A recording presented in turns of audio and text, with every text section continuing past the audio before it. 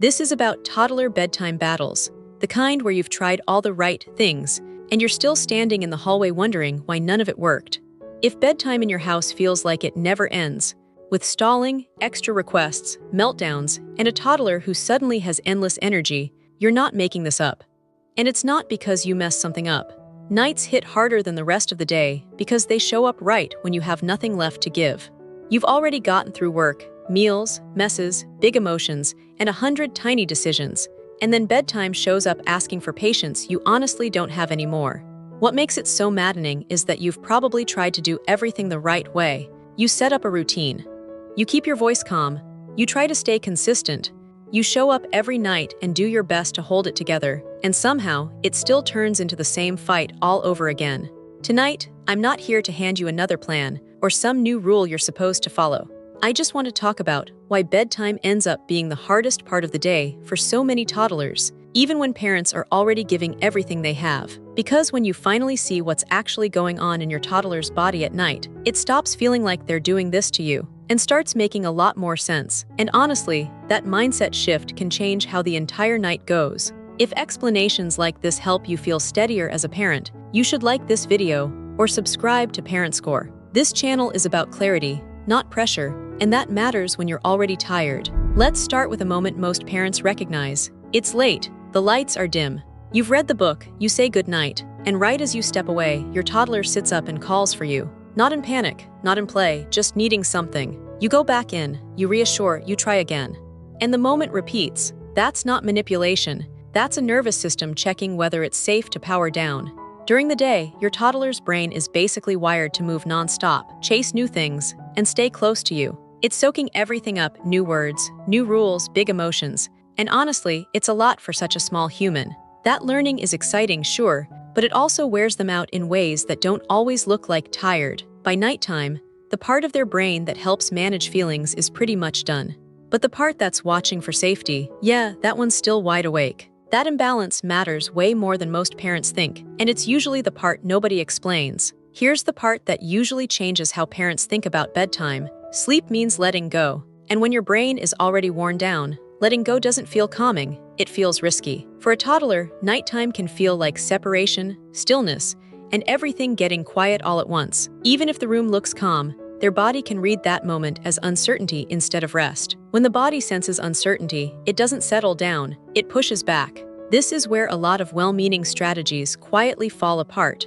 They focus on behavior instead of what the body is actually doing. And toddlers don't calm down just because they understand what you're asking. They calm down when their body finally feels safe enough to shift gears. And that process isn't logical at all. It's physical. Think about how adults actually fall asleep. You don't fall asleep because you decide to. You fall asleep when your shoulders finally drop, your breathing slows, and your body stops being on alert. Toddlers are no different. They just don't know how to get there on their own yet. What catches parents off guard is that the resistance often shows up after connection, not before.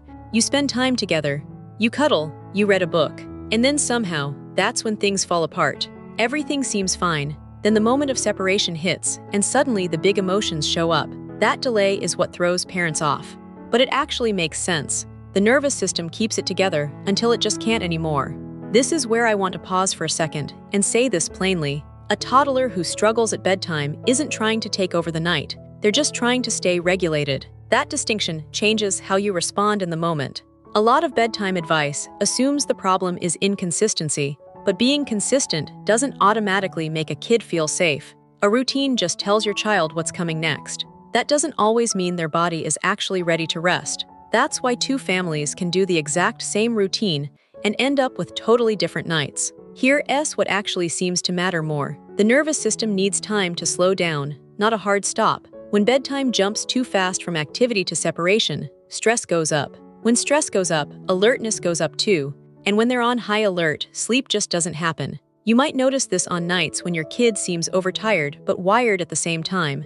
Their body wants rest, but their system just can't slow down fast enough. That's not defiance, that's overload. And this is where a lot of parents end up stuck in the same loop. They respond with firmer boundaries, hoping that being clearer will somehow stop the pushback. But if the stress underneath hasn't been handled first, firmness can start to feel like pressure. And pressure doesn't calm the nervous system, it flips it on. This part surprises a lot of parents. A toddler can be very attached to you and still fall apart at bedtime. Sometimes that strong attachment actually makes nights harder for a while because you matter more when it's time to separate. Separation starts to feel like a bigger deal. Their awareness is growing. Their brain is changing fast. If bedtime has got harder lately, it doesn't mean you messed things up or lost progress. More often, it just means your child's emotional world is getting bigger. More memory, more anticipation, and a much clearer understanding of what it actually means when you leave the room. Growth can mess with sleep for a while, and honestly, nobody talks about that enough. Here's a shift that helps a lot of parents stop battling bedtime. Instead of asking, "How do I get my toddler to sleep?" try asking, "What helps my child's body feel safe enough to rest?" That question leads you to make very different choices. Safety doesn't mean staying forever. It means slowing the transition down. It means paying attention to the moment when the connection drops too fast.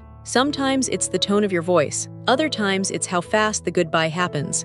And sometimes it's expecting calm to show up instantly when that's just not realistic.